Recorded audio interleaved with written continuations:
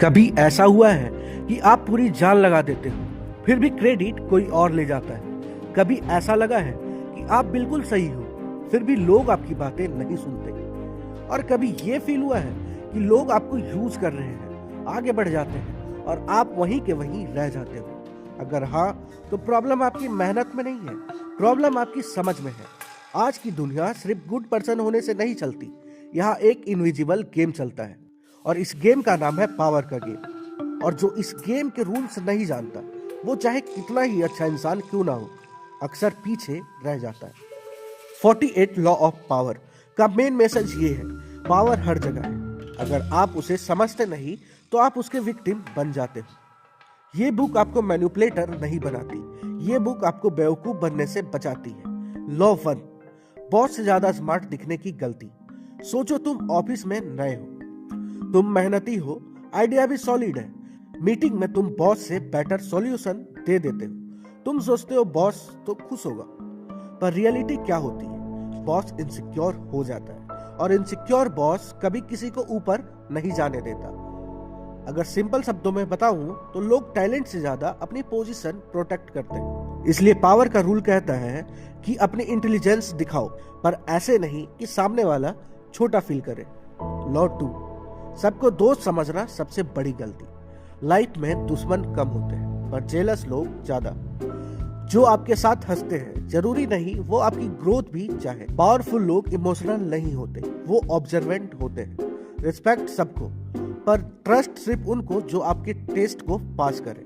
Law 3, plans को silent रखो। जब आप अपने प्लान्स लोगों को बताते हो तो दो चीजें होती हैं। पहला, कुछ लोग आपको डिस्करेज करेंगे और कुछ लोग सीक्रेटली आपको कॉपी करते हैं।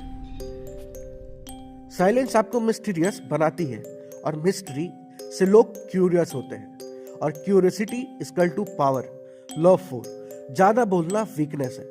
जो ज्यादा बोलते हैं वो अपनी पोजीशन एक्सपोज कर देते हैं। जो कम बोलते हैं लोग उसके वर्ड्स को ज्यादा वैल्यू देते हैं। साइलेंस का मतलब डर नहीं होता, साइलेंस का मतलब होता है कंट्रोल। लॉ 5, रेप्यूटेशन एक करेंसी है। आप कौन हो ये उतना इंपॉर्टेंट नहीं है जितना ये इंपॉर्टेंट है कि लोग आपको कैसे देखते हैं। एक गलत इमेज सालों की मेहनत खत्म कर सकती है। इसलिए पावरफुल लोग अपनी रेप्यूटेशन को प्रोटेक्ट करते हैं, जैसे पैसा। लॉ 6, दिखाओ पर ओवर रिएक्ट मत करो। अगर आप इनविजिबल हो तो आप इनरेलेवेंट हो, और अगर हर जगह हो तो आप चीप हो। पावर बैलेंस में होती है, प्रीसेंस होनी चाहिए पर डेस्परेशन नहीं। लॉ 7, अपनी वैल्यू दिखाना सीखो। सिर्फ काम करना काफी नहीं है, लोगों को यह भी पता होना चाहिए कि काम कौन कर रहा है। पावर का मतलब अपनी कंट्रीब्यूशन को क्लियरली रिप्रेजेंट करना। लॉ 8, लोगों को आपकी नीड फील करवाओ। जब तक आप रिप्लेस हो सकते हो तब तक आप पावरफुल नहीं हो। जो इंसान प्रॉब्लम सॉल्व करता है वही इरिप्लेसेबल होता है। Skill plus solution equal to power.